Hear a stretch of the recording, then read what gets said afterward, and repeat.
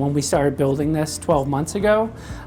one thing that Rick Stewart and myself found out very quickly was there was nobody in our space doing this from a aggregation distribution standpoint. We looked at our competitors' websites, we did market research, we talked to the channel, we talked with the OEMs, and when I first took over my domain, the application lifecycle domain, I started with 3 or 4 clients that we were actively doing business with. Currently we're up to about 18 to 20 clients where this message is resonating so much with them. In some cases, we have actually had conversations where they're interested in adding us as a second distributor or moving the book of business entirely over to DLT based upon what we're doing within the DLT Secure software factory. So I would say that yes, this is very unique